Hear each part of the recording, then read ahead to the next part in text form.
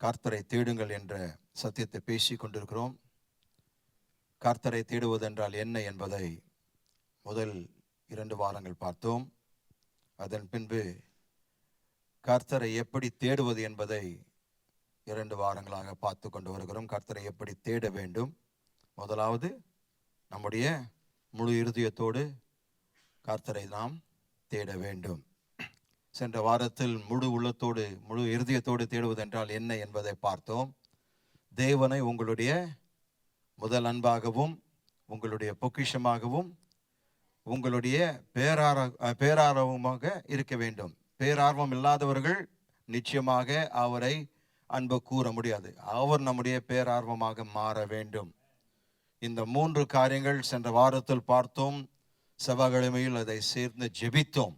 ஏனென்றால் கேட்டுவிட்டு செல்கிற மக்கள் நாம் அல்ல, ஜெபித்து நம்முடைய வாழ்க்கையில் செயல்படுத்துகிற மக்களாய் இருக்கணும். ஆமென்.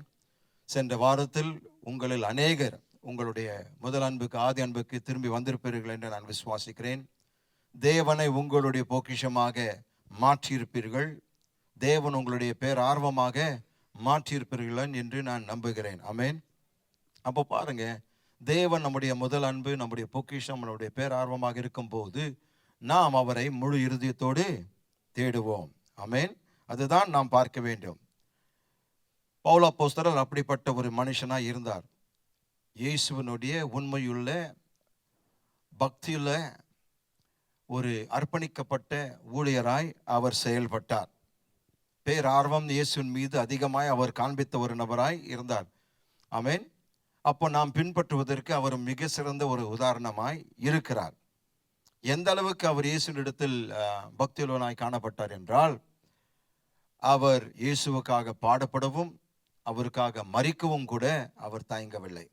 அவர் சொல்கிற வார்த்தைகள் நாம் வாசிப்போம். பிலிப்பியர் 3ஆம் அதிகாரம் 7-8 வசனங்கள். பிலிப்பியர் 3:7-8 வசனங்கள். அது மாத்திரமல்ல, ஆகிலும் எனக்கு லாபமாய் இருந்தவைகள் எவைகளோ அவைகளை கிறிஸ்துவுக்காக நஷ்டம் என்று எண்ணினேன். அப்ப பாருங்க, தெளிவா இங்க என்ன காண்பிக்கிறார்? அவர் என்னுடைய முதல் அன்பா இருக்கிறதுனால மற்ற எல்லா காரியங்கள் அவருக்காக, அவரை அறிகின்ற அறிவுக்காக நஷ்டம் என்று எண்ணினேன். அப்படிப்பட்டவர்களாக நாம் மாறணும்.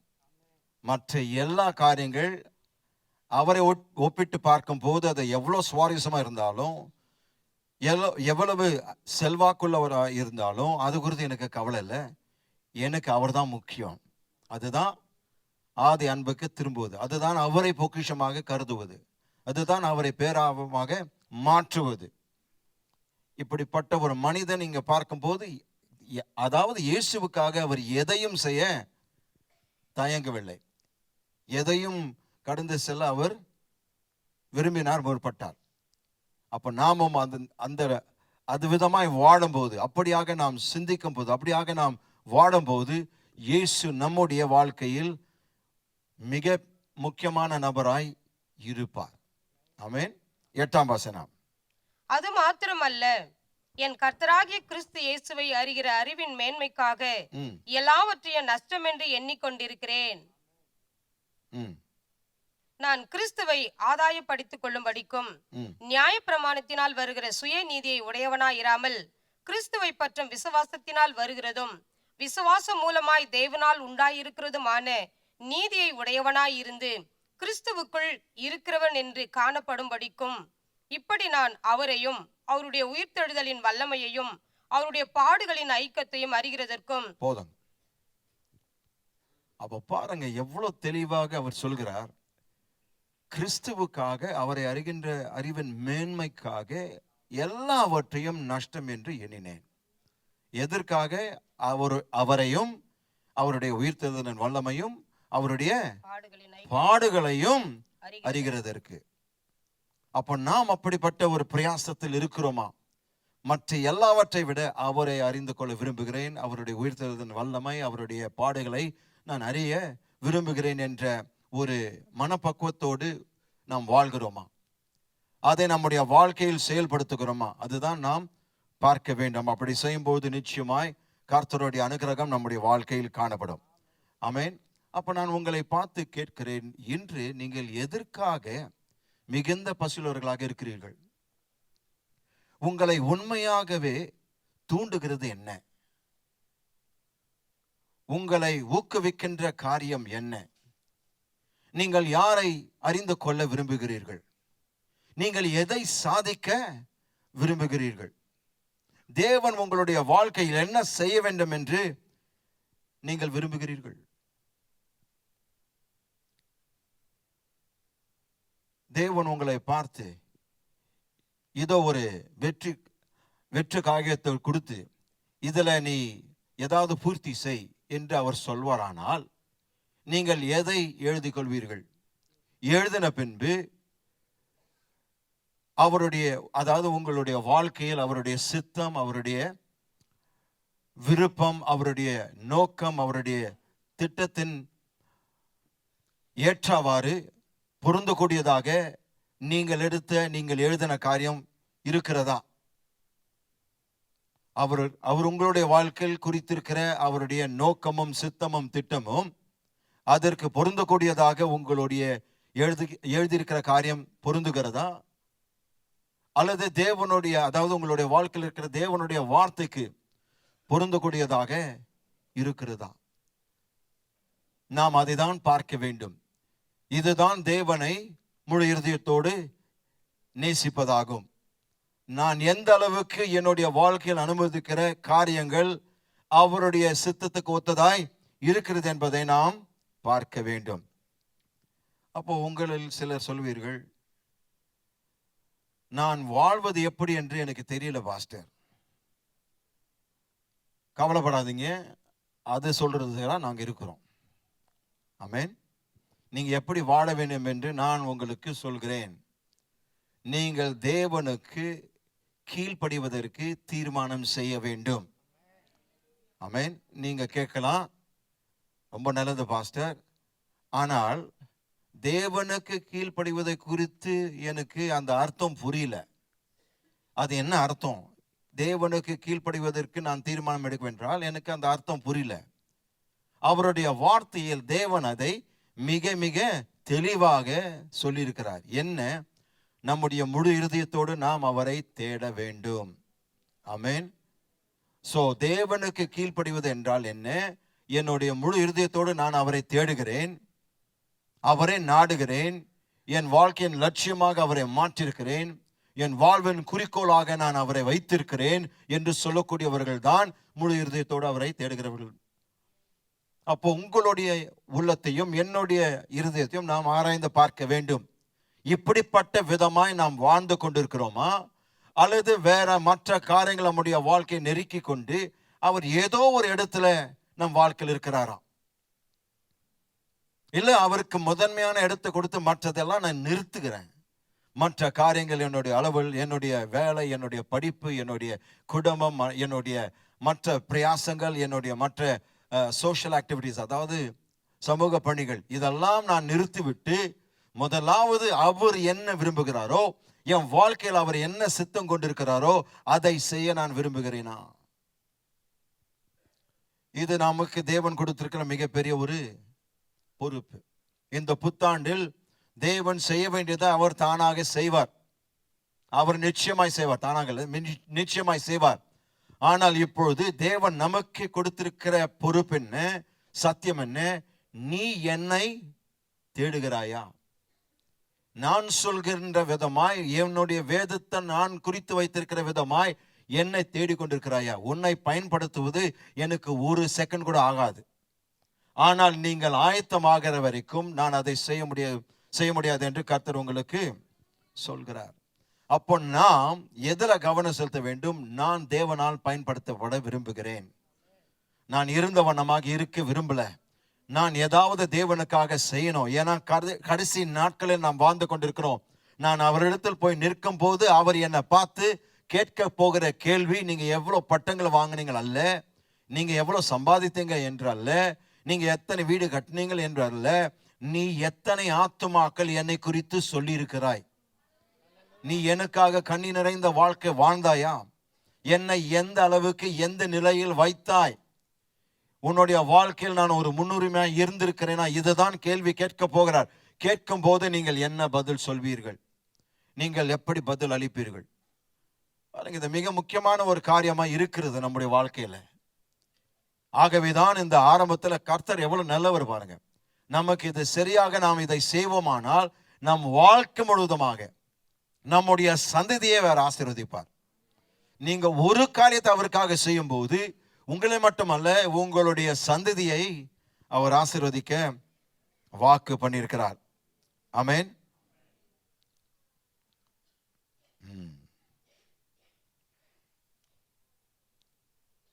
பெரும்பாலான மக்கள் இதை சொல்கிறார்கள். தேவனை தேடுவதை பற்றி எனக்கு தெரிந்ததை, நான் விசுவாசிக்கிறதை, நான் நம்புகிறதை உங்களுக்கு சொல்கிறேன் பிரதர். சரி சொல்லுங்கன்னு கேட்கும்போது அவர்கள் சொல்வார்கள், எனக்கு ஒரு முழு பட்டியல் இருக்கிறது, இதற்காக நான் தேவனை தேடிக்கொண்டிருக்கிறேன். தேவனை தேடுவதென்றால் எனக்கு வேண்டியதை பெறுவதற்கு நான் அவரிடத்தில் தேடுகிறேன். எனவே அவருக்கு முன்பாக போயிட்டு, ஆண்டவரே இந்த பட்டியலில் இருக்கிற அனைத்தையும் நான் தேடுகிறேன் என்று சொல்வார்கள். அப்படி நீங்கள் சொல்வீர்களானால் அப்ப நாம் யோசிக்க வேண்டிய காரியம், நீங்கள் தேவனில் ஆர்வம் கொள்ளவில்லை, மாறாக அவர் உங்களுக்கு என்ன செய்வார், அவர் உங்களுக்கு என்ன கொடுப்பார் என்பதில் தான் ஆர்வம் காண்பிக்கிறீர்கள். You are more interested in God than you are more interested in what he can give you or do for you than God himself. But the Bible is calling us to be interested in God. The rest he will give, he will do. வேதம் என்ன சொல்கிறது? நீ என்னில் ஆர்வமாய் இருக்கும் போது நான் உனக்கு சகலவற்றையும் செய்வேன், உங்களுக்கு சகலவற்றையும் கொடுப்பேன். Oh, glory to God. Hallelujah. Hallelujah. தேவன் நம்முடைய பேரார்வமாக இருக்கிறாராம். நம்முடைய முழு மூச்சு அவருக்காக நாம் செலவிடுகிறோமா? நம்முடைய பிரயாசம் அவருக்காக இருக்கிறதா? நாம் செய்கின்ற வேலை ஒரு சம்பளத்துக்காக மட்டுமல்ல, அவருடைய நாமத்தின் மகிமைக்கென்று செய்கிறோமா? அதுதான் நாம் பதில் அளிக்க வேண்டும். ஆமென். நீங்கள் தேவனில் ஆர்வமாக இருக்கிறீர்களா, அல்லது அவர் கொடுக்கின்ற காரியங்கள், அவர் பேசுகின்ற காரியங்கள், அவர் உங்களுக்கு செய்கின்ற காரியங்களில் மட்டும் ஆர்வம் காண்பிக்கிறோமா? தேவன் சொல்கிறார், நீ என்னுடன் திருப்தியாக வேண்டும் என்று நான் விரும்புகிறேன். What a God we have. What a God we have. If this does not impress you, nothing will in your life. இந்த தேவன் நம்மை பார்த்து கேட்கிறார், என்னோடு நீ திருப்தியா இருக்கிறாயா? இதுதான் நான் விரும்புகிறேன். மற்ற எல்லா காரியத்தை விட என்னோடு நீ திருப்தியாகும் போது உனக்கு எல்லாவற்றும் சம்பூர்ணமாய் கொடுப்பேன். நீ அதை நாட வேண்டிய அவசியம் இல்லை. பிரயாசப்பட்டு உன்னுடைய சக்திக்கு மீறி நீங்க மிஞ்சி நீங்க எதுவும் செய்ய தேவையில்லை. உன் தேவைகளை சந்திக்க அவர் வாக்கு பண்ணியிருக்கிறார். அவருடைய நாமங்களில் ஒன்று யெகோவா ஈரே. தேவைகள் வருவதற்கு முன்பாக அதை சந்திக்க தீர்மானம் செய்தவர். அப்போ விசுவாசிகளாக நம்முடைய வாழ்க்கையில் தேவன் எங்க பொருந்துகிறார்? அதுதான் கேள்வி கேட்கணும். உங்களுடைய வாழ்க்கையிலும் என்னுடைய வாழ்க்கையிலும் நம்முடைய வாழ்க்கை பாணியிலும் தேவன் எங்கே பொருந்துகிறார்? அவர் உங்களுடைய வாழ்க்கையில் நம்பர் 1 இருக்கிறாரா? கவனிங்க, அவர் நம்பர் 1 இல்லாவிட்டால் உங்களுடைய வாழ்க்கையில் ஒரு விக்கிரகம் இருக்கிறது. அது ஒரு நபரா இருக்கலாம், கணவனா இருக்கலாம், மனைவியா இருக்கலாம், பிள்ளைகளா இருக்கலாம், உங்க வேலையா இருக்கலாம், உங்க படிப்பா இருக்கலாம், உங்க நண்பர்களா இருக்கலாம், உங்க வீடு சொத்து அது இருக்கலாம். உங்களுடைய வாழ்க்கையில் தேவன் 1 நம்பரா இல்லாவிட்டால் உங்களுக்கு ஒரு விக்கிரகம் இருக்கிறது. உங்களை பார்த்து கேட்கிறேன், உங்கள் கணவன் அல்லது மனைவி நம்பர் 1 அல்லது தேவன் நம்பர் 1? பதில் கொடுக்காதீங்க, யோசிங்க. உங்களுடைய வாழ்க்கையில் உங்களுடைய பிள்ளை அல்லது பிள்ளைகள் நம்பர் 1 அல்லது தேவன் நம்பர் 1? உங்களுடைய வியாபாரம் அல்லது வேலை நம்பர் 1 அல்லது தேவன் நம்பர் 1? உங்களுடைய படிப்பு நம்பர் 1 அல்லது தேவன் நம்பர் 1? சிந்திங்க. வீட்டில் போயிட்டு உங்களுடைய வாழ்க்கை ஆராய்ந்து பாருங்க. பார்த்தால் உங்களுக்கே தெரிஞ்சிடும் எது நம்பர் 1. அவர் இல்லைன்னா உடனே நீங்க என்ன செய்யணும்? மனம் திரும்ப வேண்டும். நான் மனம் திரும்ப வேண்டும். ஏன்னா நமக்கு நன்றாகவே தெரியுது. உங்களை பார்த்து கேட்கும், what to you treasure most? மிகவும் பொக்கிஷமாக நீங்கள் கருதுவது என்ன? மிகவும் பொக்கிஷமாக நீங்க வைத்து கொண்டிருக்கிற காரியம் என்ன? நீங்கள் வைத்துக் கொண்டிருக்கிற மிகவும் பொக்கிஷமாக இருக்கிற காரியம் என்ன? நீங்கள் கிறிஸ்துவை பொக்கிஷமாக வைத்திருக்க வேண்டும். ஆமென். அப்படி இருக்குமானால் நான் உங்களை பார்த்து கேட்கிறேன், கிறிஸ்துவை நாம் சுதந்திரித்துக் கொள்ள வேண்டும். அவரை பொக்கிஷமாக பெற வேண்டும். அப்படியாக நான் கேட்கிறேன், உங்களுடைய வாழ்க்கையில் அவர் மிக முக்கியமான, அவர் மிகவும் பொக்கிஷமாக எண்ணுகிறீர்களா? அல்லது உங்களுடைய வாழ்க்கையில் அவரை விட வேறு ஏதாவதுக்கு நீங்க அதிகமான பொக்கிஷமாக கருதுகிறீர்களா? தேவன் நம்முடைய வாழ்க்கையில் பொக்கிஷமாக இருக்கிறாரா? கிறிஸ்து நம்முடைய வாழ்க்கையில் பொக்கிஷமா இருக்கிறாரா? அவரை அதிகமான பொக்கிஷமாக கருதுகிறோமா? அல்லது வேறு ஏதாவது அவரை விட அதிகமான பொக்கிஷமாய் கருதுகிறோமா? நீங்கள் அதற்கு பதில் சொல்வீர்களானால் உங்களுக்கு நிச்சயமாய் தரும், நான் தேவனை என் முழு இருதயத்தோடு தேடுகிறேன். இந்த புத்தாண்டில் உங்களுக்காக தேவன் கொடுக்கிற வீட்டு பாடம், ஹோம்வொர்க், அவரை முழு இருதயத்தோடு தேடுவது. அப்படி தேடுகிறவர்களுக்கு ஒரு நன்மை குறைபடாது என்று தேவனே சொல்லிவிட்டார். நீங்க முட்டி மோத வேண்டிய அவசியம் இல்லை. எதை குறித்து கவலைப்பட வேண்டிய அவசியம் இல்லை. நீங்கள் இதை சரியாக செய்வீர்களானால் அவருடைய பங்கு அவர் செய்வாருங்க. இருக்கிறீங்களா? கர்த்தரை எப்படி தேடுவது? ஒன்று, முழு இதயத்தோடு தேடுவது. இரண்டாவதாக, ஊக்கமாய் கர்த்தரை தேடுவது. ஊக்கமாய் கர்த்தரை தேடுங்கள். Seek the Lord diligently. ஊக்கமாய் கர்த்தரை தேடுங்கள். திருப்புவோம் நீதிமொழிகள் 8ஆம் அதிகாரம். நீதிமொழிகள் 8ஆம் அதிகாரம் 17ஆம் வசனம்.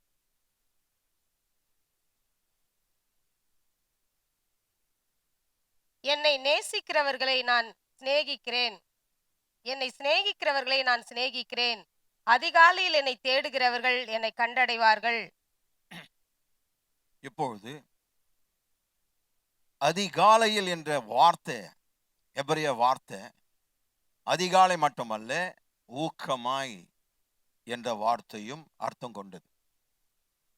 அப்போ அது சரியான அந்த எபிரேய வார்த்தையில 2 அர்த்தங்கள் உள்ள. ஊக்கமாய் தேடுகிறவர்கள் தான் விழித்து கொண்டு விடிய காலையில் அதிகாலையில் எழுந்திருப்பார்கள். கரெக்டுங்களா? ஊக்கமாய் இருக்கிறவங்க தான் அதிகாலையில் எழுந்து ஜெபிக்கிறதும் வேலை செய்கிறதும். நீங்க எதுல ஊக்கமா இருக்கிறீங்களோ அதை நீங்க என்ன செய்வீங்க? விழித்து கொண்ட உடனே அதான் செய்வீங்க.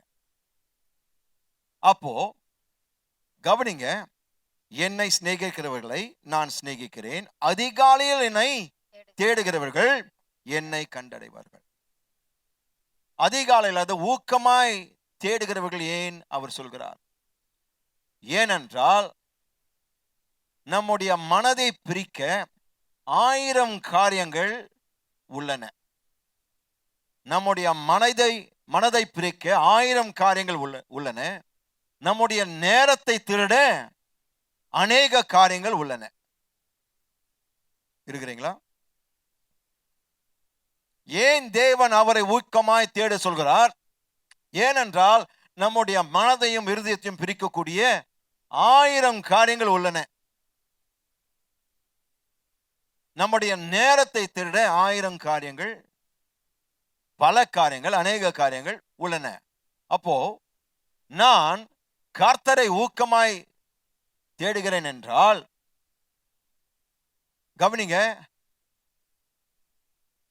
அதில் வேலை செய்வதில் நான் ஆயத்தமா இருக்கிறேன் என்று நான் காண்பிக்கிறேன்.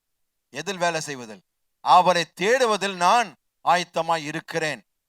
மற்ற காரியங்களை ஒதுக்க வைக்க நான் ஆயத்தமாய் இருக்கிறேன். அப்போ ஊக்கம் என்பது என்றால் என்ன? அதை நாம் பார்க்க வேண்டும். ஊக்கம் என்றால் என்ன? எழுதிக் கொள்ளுங்கள். ஊக்கம் என்றால் என்ன? ஊக்கம் என்பது நான் எப்போதாவது ஒருமுறை சாதாரணமாக அதை பற்றி யோசிப்பேன் என்று அர்த்தம் அல்ல. ஊக்கம் என்பது நான் எப்போதாவது ஒரு முறை சாதாரணமாக எதை தேவனை தேடுவது பற்றி யோசிப்பேன் என்று அர்த்தம் அல்ல. அது ஊக்கம் அல்ல. ஊக்கம் என்று சொல்லும் போது அது என்னுடைய வாழ்க்கையின் முன்னுரிமையா இருக்கிறது. அவரை தேடுவதே என் வாழ்க்கையின் லட்சியமே. Talk to me somebody. இந்த சபை முழுவதுமாக இந்த வார்த்தை ஆணித்தரமாய் உங்கள் உள்ளத்திலும் உங்கள் இல்லத்திலும் காணப்பட வேண்டும். உங்களை பார்க்கிற மக்கள் சொல்லணும், இவர்கள் தேவனை தங்கள் முழு உள்ளத்தோடு, முழு இருதயத்தோடு, முழு மனதோடு, முழு பலத்தோடு தேடுகிற மக்களா இருக்கிறார்கள். இவர்களுடைய தேடுதல் எங்களுடைய கண்களுக்கு முன்பாக காணப்படுகிறது. அதற்காக நீங்க அவங்களுக்கு முன்பாக போய் வேஷம் போறது இல்லை. நீங்க தேடும் போது அவர்கள் அறிந்து கொள்வார்கள். Talk to me somebody. அப்போ நாம் கேட்க வேண்டிய காரியம் இதுதான். நான் எப்படி அவரை தேடுகிறேன்? மற்ற எல்லா காரியங்களை ஒதுக்கி வைத்து அவரை தேடுகின்ற பணியில் நாம் இருக்கிறோமா? இருக்கிறீங்களா?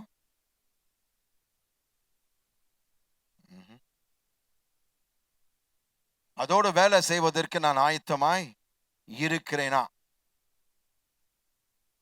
ஊக்கம் என்பது ஒரு முன்னுரிமையாய் மாற வேண்டும். அதனுடைய அர்த்தம், நான் அதில் வேலை செய்வதற்கு ஆயத்தமா இருக்கிறேன். கவனிங்க, மற்ற காரியங்களை தியாகம் செய்ய நான் ஆயத்தமா இருக்கிறேன். மற்ற காரியங்களை ஒதுக்கி வைக்க நான் ஆயத்தமா இருக்கிறேன். என்னுடைய வாழ்க்கையில் அவரை தவிர வேற எந்த காரியத்திற்கு நான் முக்கியத்துவம் கொடுக்க போறதில்லை. ஏனென்றால் என்னுடைய வாழ்க்கையில் அவர் ஒரு முன்னுரிமையா இருக்கிறார். என்னுடைய வாழ்க்கையில் அவர் நம்பர் 1 இருக்கிறார். இருக்கிறீங்களா? என்னுடைய வாழ்க்கையிலும் உங்களுடைய வாழ்க்கையிலும் அவர் எந்த இடத்தில் இருக்கிறார்? அவர் நம்பர் 1 நம்பர் 10?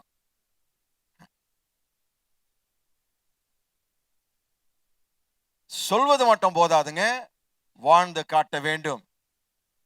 உங்களுடைய வாழ்க்கையில பிசாசானவன் அலுவல் கொண்டு வந்துடுவான். உங்களை பிஸி ஆக்கிடுவான். உங்களுக்கு வாழ்க்கையினுடைய கோரிக்கைகள், டிமாண்ட்ஸ் எல்லாம் அதிகமாக கொடுப்பான். ஆனால் அவைகளெல்லாம் கொடுத்த பிறகும் கூட நீங்க எப்படி நடந்து கொள்ளணும்? அவைகளெல்லாம் 2ஆம் தரம் தான். என் தேவன் முதன்மையானவர். அவருக்கு நேரம் செலவு செய்த பிறகுதான் வீட்டுக்கே சமையல்.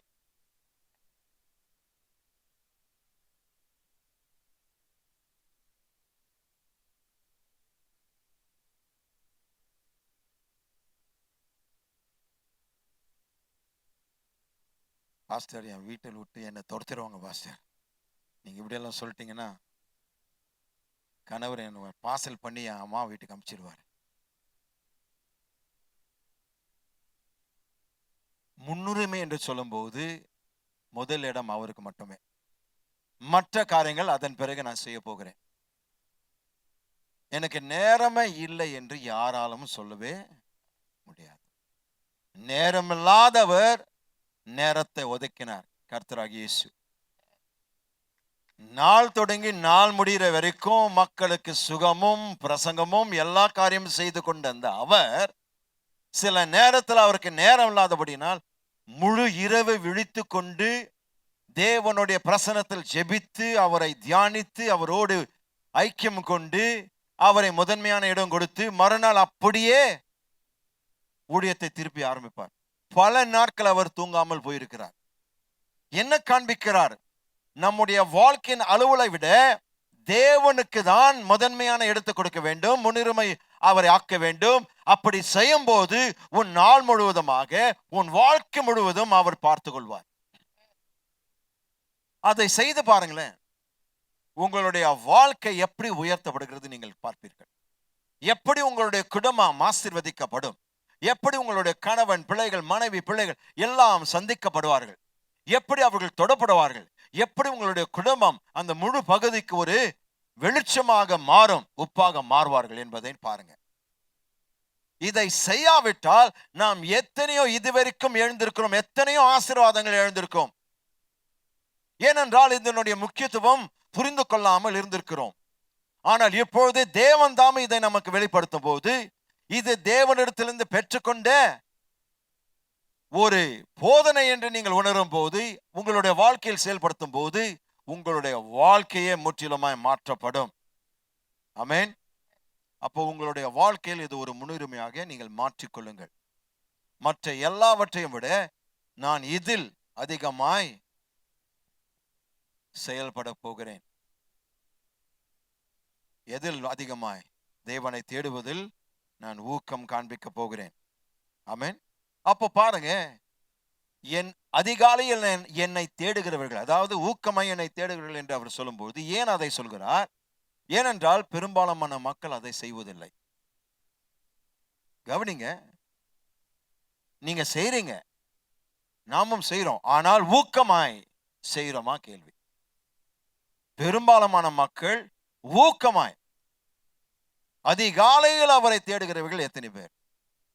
கைங்களை உயர்த்த வேண்டாம், ஏன்னா அது ரொம்ப ஆபத்தான ஒரு விஷயம்.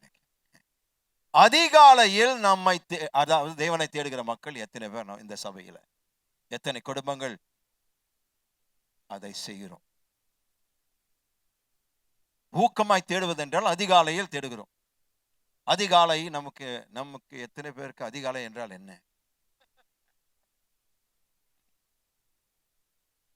அதுவே ஒரு சவாலாக தான் இருக்கு. அதிகாலையில் என்றால் என்ன?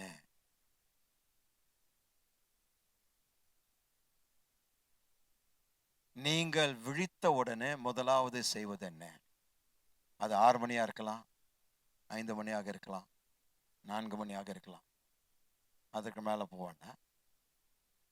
அதுக்கு மேலும் சில பேர் இருக்கிறீங்க, அது உண்மைதான். பட் அதை செய்யும் போது, அதை ஒரு வாழ்க்கை பாணி ஆக்கும் போது, அப்பொழுதுதான் நாம் அவரை ஊக்கமாய் தேடுகிறோம் என்று அர்த்தம். எதை செய்தாலும் அந்த எந்த அளவுக்கு செய்கிறோம்? அதிகாலையில் தேட சொல்கிறாரு. ஏன்? ஒரு நாளில் எப்பொழுது வேணுமோ அவர் தேடலாம், அது தேடலாம். ஆனால் அதிகாலையில் ஏன் தேட சொல்கிறார்? ஏனென்றால் ஊக்கம் அதில் தான் காண்பிக்க முடியும். ஆமென். ஏன்னா அந்த 4 மணிக்கு வரவும் பாரு ஒரு தூக்கம், இழுக்கும் பாரு கண்ணு. நீங்க கண்ணை திறக்க முயற்சி பட்டா பயங்கர கொட்டாவி வருது. ஏஞ்சி ஒரு அல்லேலூயா சொல்றதுக்குள்ள அந்த அல்லேலூயா முடிக்கிறதுக்குள்ள பாதி தூக்கம் போயிடுது திருப்பியும். எனக்கு தெரியும், அதெல்லாம் அந்த வழியெல்லாம் நான் கடந்து வந்திருக்கிறேன். பட் வேதம் என்ன சொல்கிறது? அவரை ஊக்கமாய் தேடுகிறவர்கள் கண்டடைவார்கள். அப்போ நான் எதற்காக வாழ்கிறேன்? அவரை கண்டடைய வேண்டும், நான் அவரை கண்டுபிடிக்க வேண்டும். என்னுடைய பொக்கிஷமாக அவர் இருக்கணும், என் வாழ்க்கையின் முன்னுரிமை அவர் இருக்கணும், என் வாழ்க்கையின் லட்சியம், என் வாழ்க்கையின் சுவாசமே என் தேவன் என்ற இடத்திற்கு நீங்கள் வரும்போது விழித்துக் கொள்வது ஒரு பெரிய பிரச்சனை இல்லை, முடிகிற ஜெபத்தில் கலந்து கொள்வதும் ஒரு பிரச்சனை இல்லை.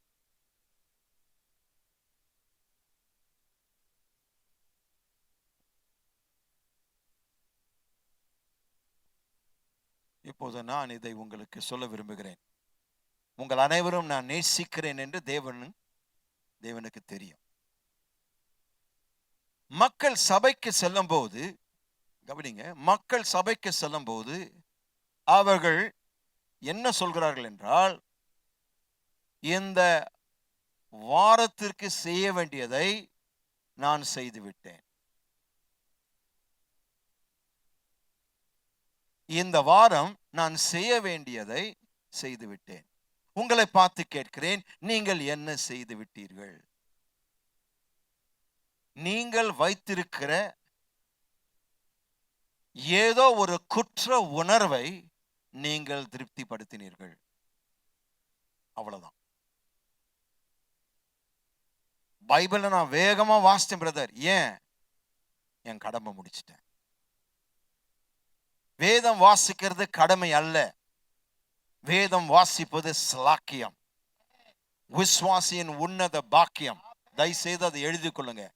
வேதத்தை வாசிக்கிறதோ ஜெபிக்கிறதோ ஆராதனை செலுத்துவதோ நீங்கள் என்ன செய்கிறீர்கள்? அதை கடமைக்காக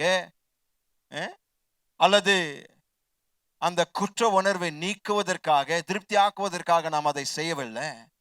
அதை ஏன் செய்கிறோம் என்றால் என்னுடைய வாழ்வின் லட்சியம் அது என்னுடைய உன்னத ஸ்லாக்கியம். நான் வேதத்தை வாசிப்பதை தவிர வேறு எந்த சொத்து எனக்கு பெரிதாக தெரியல. வேதத்தை வாசிக்கும் போது என்னுடைய அப்பாவின் சித்தத்தையும் ஆலோசனையும், என் அப்பா எனக்காக வைத்திருக்கிற சகல ஆலோசனைகளையும் அறிவுரைகளையும் போதனைகளையும் பெறக்கூடிய நேரம் அது. நான் ஜெபிக்கும் போது என் அப்பாவோடு உறவு வளர்த்துக் கொள்வதற்கு நான் அவரோடு பேசக்கூடிய நேரம் இது. ஓ மை காட், ஓ ஹalleluya. நான் ஆராதிக்கும் போது என்னுடைய வாழ்க்கையில் அவர் எவ்வளவு மதிப்புமிக்கவர் என்பதை நிரூபிக்க நான் அவரை ஆராதிக்கிறேன். நான் ஆராதிப்பதனுடைய காரணம் என் வாழ்க்கையில் அவர் யாராக இருப்பதை நிரூபிக்க. ஆனால் நம்முடைய ஆராதனை, நமக்கு இந்த இசை பிள்ளைகள் வாசிக்கிறார்களே, அவர்கள் இருக்கிற வரைக்குமா? வர்ஷிப் லீடர் உங்களை உற்சாகமாய் நடத்தும் போது மட்டுமா? அல்லது யாரும் இல்லாத, எந்த கீபோர்டும் கிடையாது, கிட்டாரும் கிடையாது, உங்களை ஊக்குவிக்க ஒரு வர்ஷிப் லீடரும் இல்லாத பட்சத்தில் உங்களுடைய கண்ணீரின் பள்ளத்தாக்கில் நீங்கள் குரல்களை உயர்த்தி அவரை ஆராதிக்கிறீர்களா? அவரை நீங்க முழு இருதயத்தோடு ஆராதிக்கிறீர்களா? ஜெபிக்கிறீர்களா? அவரை துதிக்கிறீர்களா? அப்படித்தான் நாம் பார்க்க வேண்டும். இதுதான் நம்முடைய வாழ்க்கைக்கு நாம் செய்ய வேண்டிய காரியம். நான் ஏதோ இந்த வாரத்திற்கு வேண்டியதை செய்து விட்டேன். என்ன செய்திருக்கிறீங்கன்னா, உங்களுடைய வாழ்க்கையில் வரக்கூடிய அந்த குற்ற உணர்வு மட்டும்தான் நீங்க திருப்தி ஆக்கியிருக்கிறீர்கள். அப்போ இயேசு கிறிஸ்துவோடு உங்களுடைய உறவு இவ்வளவுதான் இருக்குமானால், பிறகு சொல்கிறேன், அது மிக மோசமான ஒரு தவறாய் இருக்கும். எது? வெறும் ஏதோ ஒரு குற்ற உணர்வு. நான் பைபிள் படிக்கலன்னா எனக்கு ஏதாவது ஆயிடும். அந்த குற்ற உணர்வு, ஐயோ இன்னைக்கு பைபிள் படிக்கல, ஐயோ ஜெபிக்கல, என்னால் சரியா போகாது. அநேகர் அந்த கண்ணோட்டத்துல தான், அந்த மனப்பான்மையில தான் பைபிளை வாசிக்கிறாங்க, ஜெபிக்கிறாங்க. அனுபவிச்சுட்டு வாசிக்கலைங்க. இந்த சபை மாறணும். எல்லா விசுவாசிகள் இப்படியாக மாறணும். அந்த வேதத்தை திறக்கும் போது அவர் என்னோடு பேச போகிறார் என்கிற பேரார்வத்தோடு அது படிங்க. நான் உங்களுக்கு எழுதியே கொடுக்கிறேன். உங்க வாழ்க்கையும் உங்க குடும்பமும் உயர்த்தப்படும். அதை திறக்கும் போது அந்த பரவசம். ஆமென். இப்பொழுதெல்லாம் இமெயில் சர்வசாதாரணமா வந்துருச்சுங்க. நாங்க வாழ்ந்த நாட்களில் அப்போல்லாம் கடிதம் தான். நம்முடைய நேசமானவர்கள் இடத்துல அந்த கடிதம் வரும்போது அந்த போஸ்ட்மேன் அது கொடுப்பாரு பாருங்க, அந்த முகத்தை பார்க்கணுமே. ஒரு துள்ளல், ஒரு ஓடி போய் இந்த லெட்டர் வாங்க, ஓடி போய் ரூம்ல உட்காந்து அதை திறந்து அந்த சிரித்த முகத்தோடு அதை பேரார்வமாய் படிப்பார்கள். நாம் வேதத்தை திறக்கும் போது அப்படியாக படிக்கிறோமா? ஓடி போய் என்னுடைய நேரம் வந்துருச்சு, எனக்கு தேவன் கொடுத்த நேரம் இது, எல்லாவற்றையும் ஷட் டவுன் பண்ணிட்டு நான் திறந்து அவரை வாசிக்கிறேனா? அவருடைய சத்தத்தை கேட்கிறேனா? சத்தியத்தை வாசிக்கும் போது அவருடைய சத்தத்தை நான் கேட்கிறேன். அதை படிக்கும் போது எனக்கு மிக மிக மிக மிக பல கோடி மடங்கு என்னை நேசிக்கிறவருடைய சத்தத்தை நான் கேட்டுக்கொண்டிருக்கிறேன். அவருடைய திருமுகத்தை நான் பார்க்கிறேன். அவர் அழகானவர், அவர் அற்புதமானவர், அவர் அதிசயமானவர், அவரின் ஆலோசனை கர்த்தர். ஆமென். சமாதான பிரபு, நித்திய பிதா. அவரை பார்க்கும் போது இதெல்லாம் நீங்கள் அதற்குள் பார்க்கிறீர்களா? ஆகவேதான் சொல்கிறான், ஆண்டவரே என் கண்களை தரலும், உம்முடைய வசனத்தில் இருக்கிற அதிசயங்கள் நான் பார்க்க விரும்புகிறேன். நான் சொல்கிறேன், நீங்க திறக்கிற ஒவ்வொரு பக்கத்துல அதிசயங்கள் நிறைந்திருக்கிறது. எண்ணற்ற அதிசயங்கள் ஒவ்வொரு வேத பக்கத்தில் இருக்கிறதுங்க. The Bible should come to life for every Christian believer if he's going to shake the world. உலகத்தை நீங்கள் மாற்ற விரும்பினால் வேதம் உங்களுக்கு விழிப்புள்ளதாக ஜீவனுள்ளதாக மாறணும். Until the Bible becomes your pleasure, you cannot be a witness for Christ. வேதம் உங்களுடைய ஸ்லாக்கியமாக, உங்களுடைய பேரின்பமாக மாறுகிற வரைக்கும் நீங்கள் இயேசுவுக்காக ஒரு பலனுள்ள சாட்சியாக இருக்க முடியாது. எனவே உங்களை பார்த்து சொல்கிறேன், இந்த நாளில் நாம் தீர்மானம் எடுப்போம். நான் ஏதோ ஒரு குற்ற உணர்வுக்காக வேதத்தை படிக்கல. நான் இயேசுவோடு வைத்திருக்கிற உறவு, அவர் என்னுடைய ஜீவனாய் இருக்கிறார். அவர் இல்லைன்னா எனக்கு உயிரே இல்லை. எத்தனை பேர் அந்த நிலைமையில் வாழ்ந்து கொண்டிருக்கிறீங்க? உங்களுடைய வாழ்க்கையில் அவருக்கு முதன்மையான இடத்தை கொடுக்காம உங்கள் கணவன், மனைவி, பிள்ளைகள், வேலை, வியாபாரம், படிப்பு, நண்பர்கள், நண்பன் இதெல்லாம் இருந்தானா நான் சொல்கிறேன், அது ஒரு விக்கிரகம். அது இருக்கிற வரைக்கும் தேவன் உன்னுடைய வாழ்க்கையில் இடைப்பட மாட்டார். Sorry to be so blunt. Amen. அப்போ தேவன் நம்மிடத்தில் என்ன எதிர்பார்க்கிறார்? நாம் ஊக்கமாய் அவரை தேட வேண்டும். மாணவர்களாய் இருக்கிற உங்களுக்கு இது நன்றாக தெரியும். உங்களுக்கு தேர்வுகள் வருகிறதுன்னு வைத்துக் கொள்வோம். உதாரணமாக உங்களுக்கு தேர்வுகள் வருகிறது. என்ன செய்வீர்கள்? ஊக்கமாய் படிக்க ஆரம்பிப்பீர்கள். சரிதானே? இல்லைங்களா? படிக்கிறவர்களை பார்த்து கேட்குறேங்க, எங்களையும் பார்க்குறீங்க? எக்ஸாம் வரும்போது ஊக்கமாய் படிக்கிறோமா இல்லையா? படிக்கிறோம். அது கூட பெரியவங்க தான் சொல்லி நிற்கிறேன்.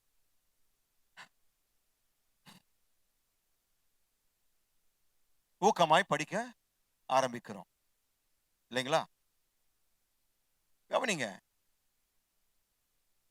ஒரே நாளில் 2 பரீட்சைகளை எழுதக்கூடிய நேரங்கள் நமக்கு கல்லூரியில் ஞாபகம் இருக்குது.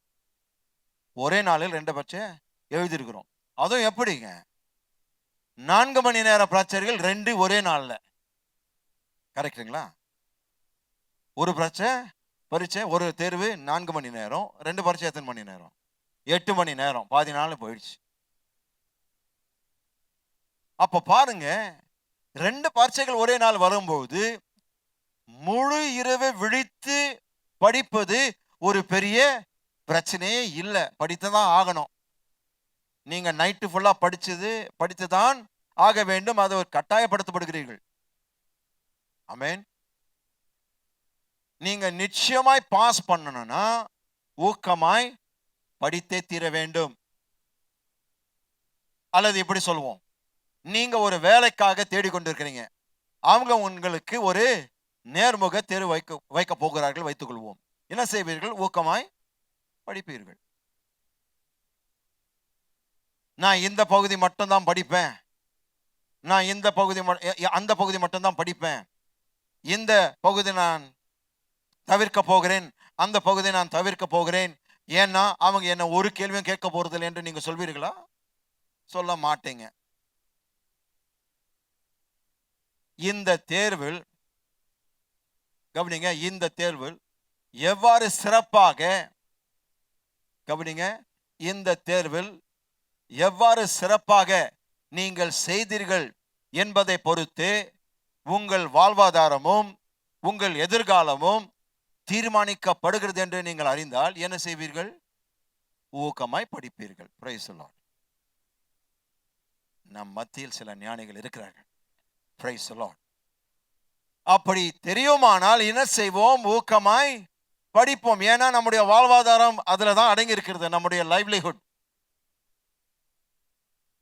நம்முடைய எதிர்காலம் அதுல தான் இருக்கிறது. அப்போ நான் ஊக்கமாய் படித்தாலோடைய நான் என்ன செய்ய முடியும்? சாதிக்க முடியும்.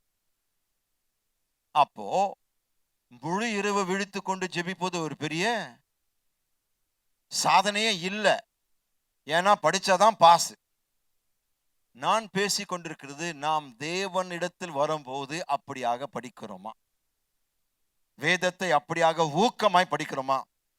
நான் இதுல பாஸ் பண்ணியே ஆகணும், என் தேவனுக்கு பிரியமுள்ள ஒரு வாழ்க்கை நான் வாழணும். அப்ப கவனிங்க, நீங்கள் ஒருவரை தேடும் போது அவர்களை கண்டுபிடிக்கிற வரைக்கும் நீங்கள் தேடிக்கொண்டிருப்பீர்கள். அதுதான் ஊக்கமாய் தேடுவது. ஆமென். ஊக்கமாய் தேடுவது என்றால் என்ன? ஒருவரை நான் ஊக்கமாய் தேடுகிறேன் என்று சொல்லும்போது அந்த நபரை, அந்த சகோதரனையோ சகோதரியோ யாரை நான் ஊக்கமாய் தேடுகிறேனோ அவர்களை கண்டுபிடிக்கிற வரைக்கும் நான் தேடிக்கொண்டிருப்பேன்.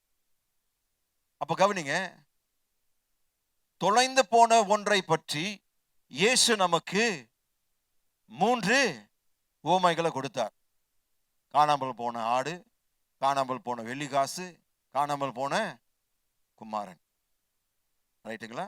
அதில் சில வசனங்களை வாசிப்போம். லூக்கா 15 3-4 வசனங்கள். 3-4 வசனங்கள். லூக்கா 15 3-4 வசனங்கள்.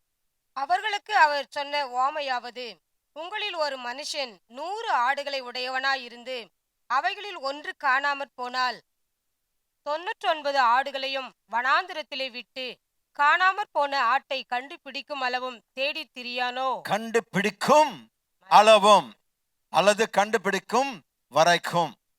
அந்த வரைக்கும் தான் மிக மிக முக்கியமான ஒரு பாயிண்ட். அங்க கவனிங்க, இந்த வசனம் என்ன சொல்கிறது? ஒரு ஆடு காணாமல் போய்விட்டது.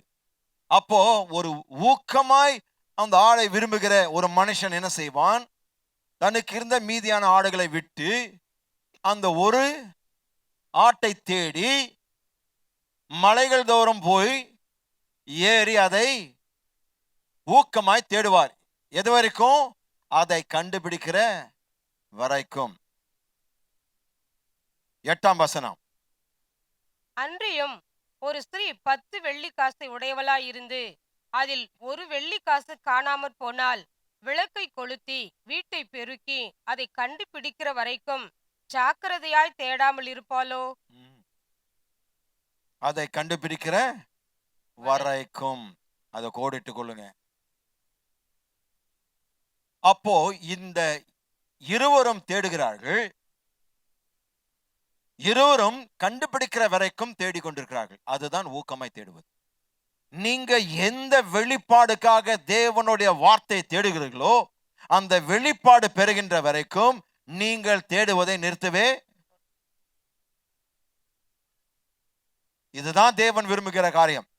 நீ இதை சொல்றேன்னு இது புரிந்து கொள்வாயானால் அப்போ என்னை தேடுவது எப்படி என்று நீங்களும் அறிந்து கொள்வீர்கள். நான் எப்படி சொல்கிறேன்? 100 ஆடுகள் இருக்கிறது, ஒன்று காணாமல் போய்விட்டது.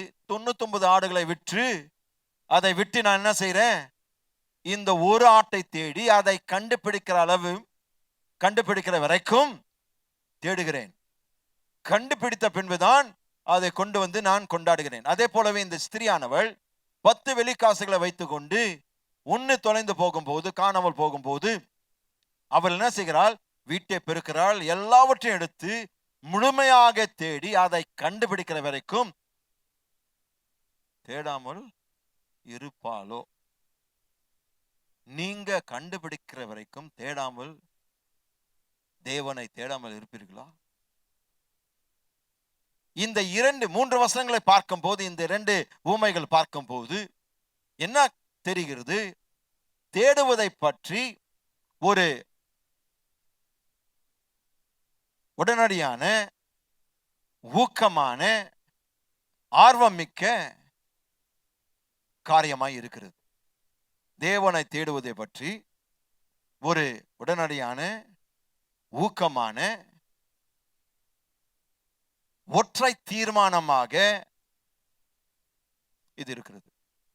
தேவனை தேடுவதை பற்றி சிங்கிள் டிட்டர்மினேஷன்.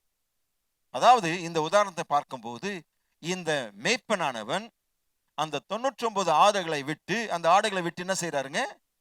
அந்த ஒன்றை தேடி மலைகள் எல்லாம் தேடுகிறார். அந்த தொலைந்து போன ஆட்டை கண்டுபிடிக்கிற வரைக்கும் அதை ஊக்கமாய் செய்கிறார்.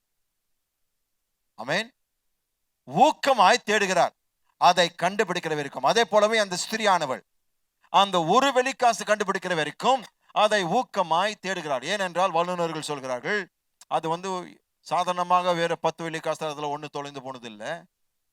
இது எப்படின்னா நம்முடைய மாங்கல்யத்து மாதிரி அல்லது மோதிரம். நீங்க எது செய்து இப்போ திருமணத்தின் அடையாளமா வைத்திருக்கிறீர்களோ. இப்போ உங்களுடைய மாங்கல்யம் தொழுந்து போனா என்ன அர்த்தம்? கணவனை மதிக்கலன்னு அர்த்தம், திருமணத்தை மதிக்கலன்னு அர்த்தம். அதை குறித்து அசதியா இருந்துட்டீங்க. இப்போ அந்த ஸ்திரீ அந்த காலத்துல அவங்களுடைய மாங்கல்யம் எப்படிப்படுத்தினா, அவங்களுடைய நெத்தியில அதை கட்டுவார்கள். அந்த கட்டுல அந்த 10 காயின் இருக்குமா, அதுல ஒண்ணு தொலைந்து போயிடுச்சுங்க.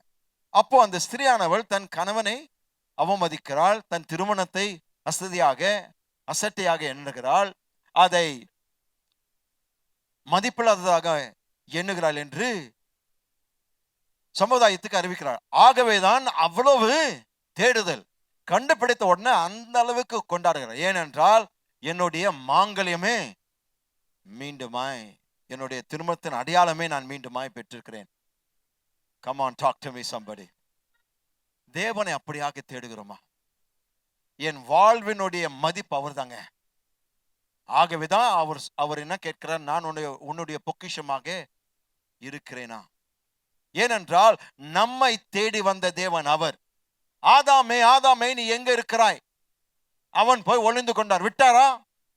எப்படியாவது தொலைந்து போ, ஒளிஞ்சு போ அப்படி சொல்லி விட்டாரா? இல்ல, அவரை தேடி வந்து அவர் எங்க ஒளிந்து கொண்டு இருந்தாலும் அங்க போயிட்டு அவங்களை வெளியே கொண்டு வந்து ட்ரெஸ் அப் பண்ணி அவர்களுக்கு எப்படியாக மீண்டும் ஒப்புரவாகுவதற்கு எல்லா வழியை காண்பித்து, இதே போலவே நான் ஒரு நாள் உங்களை தேடி வருவேன், சிலுவையில் மரிப்பேன், மீண்டுமா இன்னிடத்தில் நான் சேர்த்துக் கொள்வேன், நீ இருக்கிற இடத்திற்கு நான் உன்னை தேடி வருவேன். What a God we have. தேடி வந்தாருங்களா? நம்மை கண்டுபிடிக்கிற வரைக்கும் அவர் ஓயலங்க. எத்தனை நாட்கள் உங்களுக்கு பின்பாக வந்திருப்பார், எத்தனை வருடங்கள் உங்களுக்கு பின்பாக வந்திருப்பார். உங்களை குறித்து எனக்கு தெரியல. பல முறை என்னிடத்தில் சுவிசேஷத்தை சொன்னார்கள். பைபிளை கிடிச்சவன், பல ஊழியக்காரர்கள் அடைத்தவன். ஆனாலும் அவர் விட்டாரா? என் ஊழியக்கார அடிச்சனா உனக்கு அவ்வளவுதான், உனக்கு நான் நாளைக்கே கேன்சர் நோய் கொடுக்க போறேன் நான் சொன்னாருங்க. இல்லைங்க, விடல. ஓயாமல் என்னை துரத்தி வந்து என்னை தட்டி என்னை தொட்டு என்னை மாற்றி இன்றைக்கு அவருடைய ஊழியராய் நிற்க வைத்திருக்கிறார். என்ன, அவர் என்னை கண்டுபிடிக்கிற வரைக்கும் தேடிக்கொண்டிருந்தார், கைவிடல. அதே போலவே நாம் தேவனை தேடும் பொழுது நான் சொல்கிறேன், அவரை ஊக்கமாய் தேடுகிறோம் என்று அர்த்தமாகும். ஆமென். அப்போ உங்களை பார்த்து கேட்கிறேன், இந்த மனுஷன் அந்த 99 ஆடுகளை விட்டு இந்த ஒரு ஆட்டுக்காக மலைகளெல்லாம் ஏறி இறங்கி கண்டுபிடிக்கிற வரைக்கும் அப்படிப்பட்ட ஒரு ஊக்கத்தை காண்பித்தார், ஊக்கமாய் தேடினார். I'm saying to you, this should be the single focus that drives every Christian believer. ஒவ்வொரு விசுவாசி உந்துகின்ற ஒற்றை கவனமாக இது இருக்கணுங்க. It should be the single focus that drives your life and my life. உங்களுடைய வாழ்க்கையும் என்னுடைய வாழ்க்கையும் உந்தி தள்ளுகின்ற ஒற்றை நோக்கமாக இருக்க வேண்டும், தேவனை தேடுவது. அதுதான் ஊக்கமாய் தேடுவதனுடைய அர்த்தம். நாம் இப்படிப்பட்ட ஊக்கத்தோடு கர்த்தரை தேடுகிறோமா? நீங்கள் எதை பற்றி ஊக்கமாய் இருக்கிறீர்கள்? ஏதாவது பற்றி நீங்கள் ஊக்கமாய் இருக்கிறீர்களா?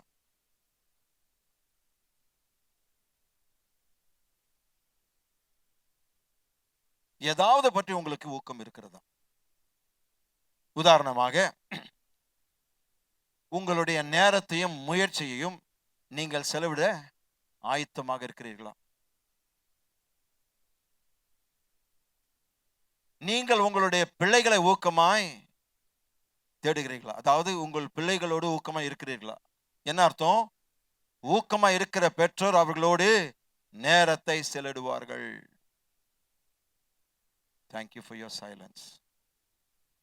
I appreciate it very much. டேய், உனக்கு தெரியாதாடா, அம்மா உன்னை நேசிக்கிறேன். நேரம் எவ்வளவு ஒதுக்கினீங்க உங்க பிள்ளைக்கு? 4ஆம் பக்கத்துல ஒவ்வொருத்தரும்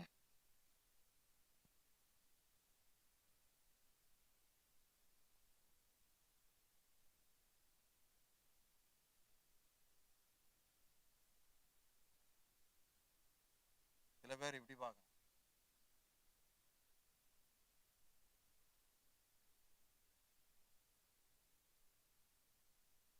அது ஊக்கம் அல்ல. பிள்ளைகளோடு ஊக்கமா இருக்கிறவர்கள் அவர்களுக்கு நேரத்தை ஒதுக்குவார்கள். உங்கள் கணவன் அல்லது மனைவியை பற்றி நீங்கள் ஊக்கமா இருக்கிறீர்களா? எவ்வளவு நேரம் செலவிடுறீங்க? உங்களுடைய திருமணத்துல எவ்வளவு முதலீடு செய்றீங்க? How much are you investing into your marriage?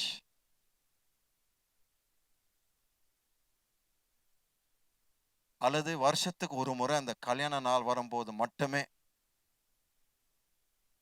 ஒரு பூங்கொத்து கொடுக்குறீங்களா?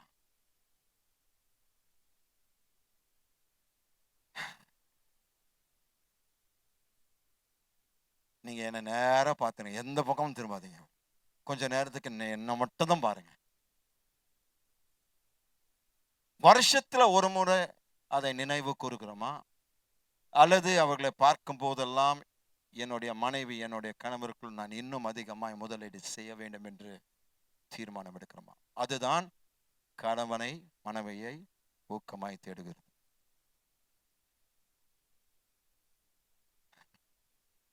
உங்களை கொஞ்சம் லைட் ஆக்கிடுறேன்.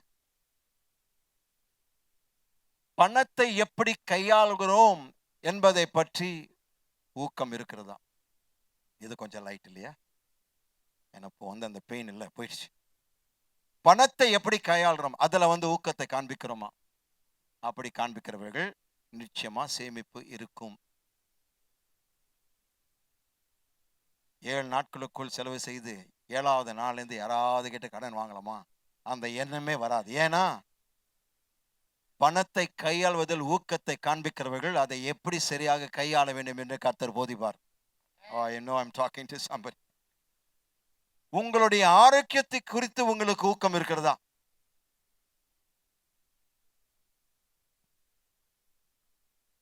எஸ் சொன்னா நான் அடுத்த கேள்வி கேட்பேன். நீங்க எஸ் சொன்னீங்கன்னா நீங்கள் பயிற்சி செய்கிறீர்களா? நீங்கள் சரியாக சாப்பிடுகிறீர்களா?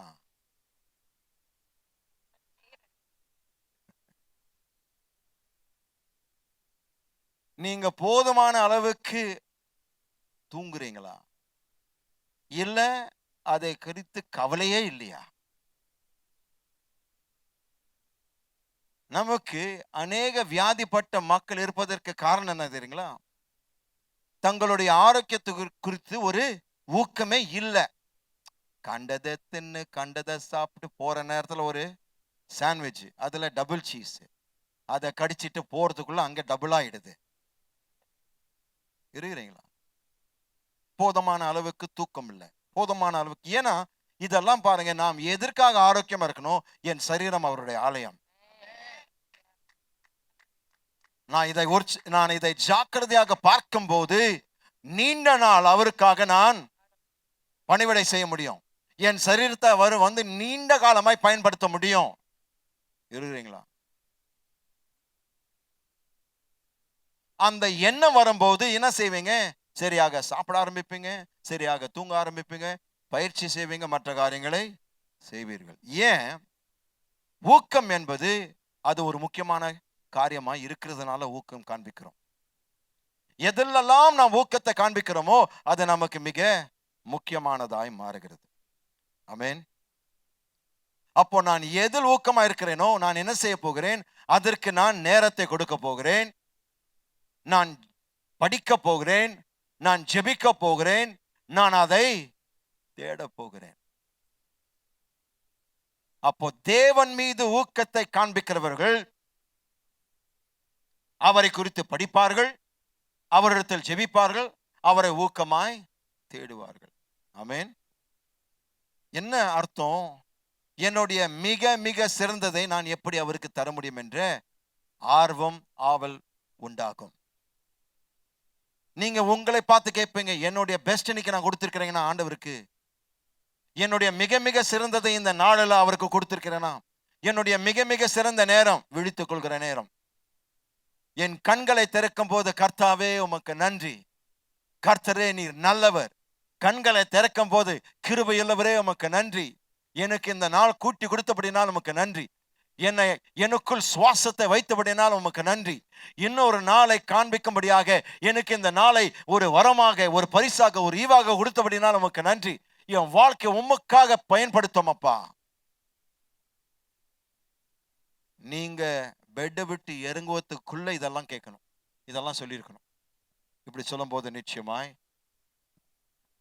பல காரியங்கள் நம்முடைய வாழ்க்கையில் நடக்கும். ஆமென். அப்போ கவனிங்க, கர்த்தரை ஊக்கமாய் தேடுவது என்றால் என்ன? அதனுடைய அர்த்தம் என்ன? அதற்கு முன்பாக, அந்த தேடுதலுக்கு முன்பாக வேற எதையும் நான் வைக்க போறதில்லை. அவரை தேடுவதற்கு முன்பாக என் வாழ்க்கையில் வேற எந்த காரியத்தை முன்னால் நான் வைக்க மாட்டேன். ஆமென். Praise the lord. மூன்றாவதாக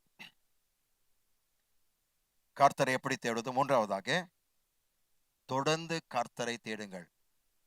Seek the Lord continually. முதலாவது முழு இருதயத்தோடு தேட வேண்டும். இரண்டாவது ஊக்கமாய் தேட வேண்டும். மூன்றாவது தொடர்ந்து கர்த்தரை தேடுங்கள். சங்கீதம் 105, சங்கீதம் 105 4ஆம் வசனம். சங்கீதம் 105 4ஆம் வசனம். கர்த்தரையும் அவர் வல்லமையையும் நாடுங்கள், அவர் சமூகத்தை நித்தமும் தேடுங்கள். இப்போது ஏதோ ஒரு விதத்தில் தேவனுடைய பிரசனம் நம்மோடு எப்பொழுதுமே இருப்பதில்லை. ஏதோ ஒரு விதத்தில் தேவனுடைய பிரசனம் நம்மோடு எப்பொழுதுமே இருப்பதில்லை. அதனால்தான் கர்த்தரை தேடுங்கள், அவருடைய பிரசனத்தை தொடர்ந்து தேடுங்கள் என்று அந்த வசனத்தில் சொல்லப்பட்டிருக்கிறது. 4ஆம் வசனத்தில் நித்தமும் அங்க போடப்பட்டிருக்கிறது. ஆனால் எபிரேய வார்த்தையில தொடர்ந்து, கண்டினியூலி, நித்தம் அல்ல, தொடர்ந்து தேட வேண்டும். மீண்டும் மீண்டுமாய் வேதம் ஏன் அதை சொல்கிறது? ஏனென்றால் நாம் அதை செய்ய வேண்டும் என்று கர்த்தர் விரும்புகிறார். ஏனென்றால் சில நேரங்களில் நம்முடைய வாழ்க்கையில் அவர் எப்பொழுதும் இருக்கிறவராக இருப்பதில்லை. அதாவது தேவனுடைய வெளிப்படையான, உணர்வு பூர்வமான, தயவுசெய்து இதை நோட் பண்ணிக்கிங்க, தேவனுடைய வெளிப்படையான, உணர்வு பூர்வமான, நம்பகமான பிரசனம் நம்முடைய தொடர்ச்சியான அனுபவமாக இருப்பதில்லை. தேவனுடைய வெளிப்படையான, உணர்வு பூர்வமான, நம்பகமான பிரசனம் நம்முடைய தொடர்ச்சியான அனுபவம் இல்லை. God's manifest, God's conscious and God's trusted presence is not our constant experience. And we will all have to say amen to that, because it is true. நம்முடைய வாழ்க்கையில் அப்படிதான் இருக்கிறது. எத்தனை பேர் ஒவ்வொரு நாள் தேவனுடைய வெளிப்படையான பிரசன்னத்தை உணர்கிறோம்? உணர்வு பூர்வமான அந்த பிரசன்னத்தை நம்முடைய தொடர்ச்சியான அனுபவமாக நாள் முழுக்க இருக்கிறதா? சில பேர் நம்ம எப்படி பேசுறோம்? தேவன் என்னுடைய வாழ்க்கையில் எங்க இருக்கிற எனக்கு தெரியல பிரதர். சில நாட்கள் அவர் இல்லாமல் போய்விடுகிறார். அதற்கு காரணம் என்ன?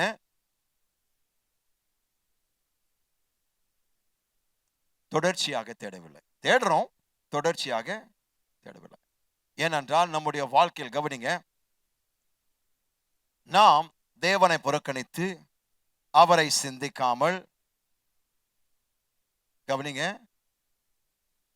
நாம் தேவனை புறக்கணித்து அவரை சிந்திக்காமல், நாம் அவரை நம்பாமல், அவர் மீது நம்பிக்கை வைக்காமல் இருக்கும் காலங்கள் நம்முடைய வாழ்க்கையில் உள்ளன. There are seasons where we become neglectful of God. தேவனை புறக்கணிக்கும் சில காலங்கள் நம்முடைய வாழ்க்கையில் வருகிறது. அவரை சிந்திக்காத சில நாட்கள் இருக்கிறது. அவரை நம்பாத சில காலங்கள் நம்முடைய வாழ்க்கையில் இருக்கிறது. ஏன்னா சில ஏமாற்றங்கள் நடந்து இருக்கிறது. நாம் ஜெபித்த காரியங்கள் உடனே நடக்கவில்லை என்றால் அவ்வளவுதான், இது செயல்படலை என்று நாம் முடிவுக்கு வந்துகிறோம். ஏனென்றால் நாம் தொடர்ச்சியாக தேவனை தேடவில்லை. தொடர்ச்சியாக தேடுகிற மக்கள் நிச்சயமாக நான் சொல்கிறேன், அவருடைய பிரசன்னத்தின் மேன்மை நீங்கள் பார்ப்பீர்கள். ஓ, டாக் டு மீ somebody. அப்போ பாருங்க, நம்முடைய வாழ்க்கையில் தேவனுடைய பிரசனம், வெளிப்படையான பிரசனம், நாம் இதற்கு முக்கியத்துவம் கொடுக்காத காலங்கள் இருக்கிறது. நான் சொன்னேன் இல்லையா, நாம் அவருக்காக அவருடைய வெளிப்படையான பிரசனத்தை அனுபவிக்கவில்லை, அவரை நம்பவில்லை. அப்படி வரும்போது நம்முடைய வாழ்க்கையில் அந்த காலங்கள் இருக்கும் போது, புறக்கணிக்கும் போது என்ன நடக்கிறது? நாம் தேவனை தூரத்தில் தள்ளிவிட்டோம். We put God far away from us. Amen. தேவனை குறித்து நாம் சிந்திக்காமல் இருக்கிறோம். சில காரியங்களில் அவரை நம்பாமல் போய்விடுகிறோம். அப்போ என்ன நடக்கிறது? அவர் நம்முடைய வாழ்க்கையில் வெளிப்படாதவராக காணப்படுகிறார். அதாவது வெளிப்படாதவர் என்று சொல்லும் போது என்ன அர்த்தம்? அவருடைய அழகு, அவருடைய மாட்சிமை அல்லது மகத்துவம், அவருடைய மதிப்பு நாம் காணாமல் போய்விடுகிறோம். தேவனை நாம் தொடர்ச்சியாக தேடாவிட்டால் என்ன காண்பிக்கிறோம்? அவரை குறித்து நான் சிந்திக்கவில்லை, நான் அவரை நம்பவில்லை, நான் உணர்வு பூர்வமாக அவரை தேடவில்லை. அப்போ என்ன நடக்கிறது? அவர் நம்முடைய வாழ்க்கையில் வெளிப்படாதவராய் காணப்படுகிறார். என்ன அர்த்தம்? அவருடைய அழகையும், அவருடைய மகத்துவத்தையும், அவருடைய மதிப்பையும் காண தவறுகிறோம். இது நாம் மாற்றிக்கொள்ள வேண்டும். ஆகவேதான் மீண்டும் அந்த 4ஆம் வசனத்தை வாசிங்க. கர்த்தரையும் அவர் வல்லமையையும் நாடுங்கள், அவர் சமூகத்தை நித்தமும் தேடுங்கள். அவருடைய சமூகத்தை, அவருடைய பிரசன்னத்தை நித்தமும் தேடுங்கள். அதாவது தொடர்ச்சியாக தேடுங்கள். ஆங்கிலத்தில் his face என்று சொல்லப்பட்டிருக்கிறது. அவருடைய முகத்தை, முகம் என்று சொல்லும் போது அவருடைய தனிப்பட்ட குணத்தினுடைய பிரகாசம். அப்போ கர்த்தருடைய சமூகத்தை தேடுங்கன்னா அவருடைய தனிப்பட்ட குணத்தின் பிரகாசம் நம்முடைய மாம்சிகமான, நம்முடைய மாம்சிக விருப்பங்களின், கவனிங்க, நம்முடைய மாம்சிக விருப்பங்களுடைய திரைக்கு பின்பாக அவருடைய பிரகாசம் மறைந்திருக்கிறது. What a sad thing when we allow natural desires to take control of us, we lose the glory of God. நம்முடைய மாம்சிக இச்சைகளுக்கு இடம் கொடுக்கும் போது தேவனுடைய பிரசன்னத்தின் பிரகாசம் மறைக்கப்படுகிறது, அவருடைய முகத்தின் பிரகாசம் மறைக்கப்படுகிறது.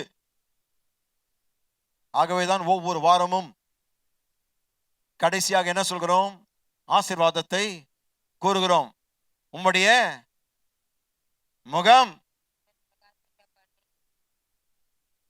சொல்லுங்க, சத்தமா சொல்லுங்க. இப்ப பைபிள் எல்லாரும் தேடுறீங்க பாருங்க. அது உங்களுக்கு மனப்பாடமா ஏற்கனவே தெரிந்திருக்க வேண்டும். Very good. பிரசன்னமாக்கி, முதலாவது என்ன சொல்கிறாரு? நம்முடைய முகத்தை என் மேல் பிரகாசிக்க பண்ணி, அதுக்கப்புறம் பிரசன்னமாக்கி. பிரகாசிக்கும் போது பிரசன்னமாக இருக்கும். தேவனுடைய பிரசன்னம் அவருடைய முகம். அவருடைய பிரசன்னம் இருக்கும் போது நீங்கள் பிரகாசமுள்ளவர்களாக இருப்பீர்கள். அப்பொழுதுதான் உலகத்திற்கு வெளிச்சமாய் நாம் இருக்க முடியும். ஏனென்றால் அவருடைய பிரசனம், அவருடைய பிரசன்னத்தின் பிரகாசம் நம் மீது இருக்கிறது. Talk to me somebody. ஆகவேதான், அதனால்தான் கர்த்தருடைய பிரசன்னத்தை தொடர்ந்து தேட வேண்டும் என்று நாம் அழைக்கப்படுகிறோம். நம்மிடத்தில் சொல்லப்படுகிறது. இதை சொல்லி முடிக்கிறேன், எழுதி கொள்ளுங்கள். தேவன், இந்த வாக்கியத்தோடு நிறுத்துறேன். தேவன் தம்முடைய உன்னத மகத்துவம், தேவன் தம்முடைய உன்னத மகத்துவம், அழகு மற்றும் மதிப்பு, தேவன் தம்முடைய உன்னத மகத்துவம், அழகு மற்றும் மதிப்பின் தொடர்ச்சியான உணர்வை அனுபவிக்க நம்மை அழைக்கிறார். ஓ வாவ். தேவன் தம்முடைய உன்னத மகத்துவம், அழகு மற்றும் மதிப்பின் தொடர்ச்சியான உணர்வை அனுபவிக்க அவர் நம்மை அழைக்கிறார். எனவேதான் என்ன சொல்கிறது? கர்த்தரையும் அவருடைய வல்லமையையும் அவருடைய பிரசன்னத்தை நித்தமும் தேடுங்கள். அவருடைய சமூகத்தை நித்தமும், அவருடைய சமூகத்தை தொடர்ச்சியாக தேடுங்கள். யாவரும் எழுந்து நிற்போம்.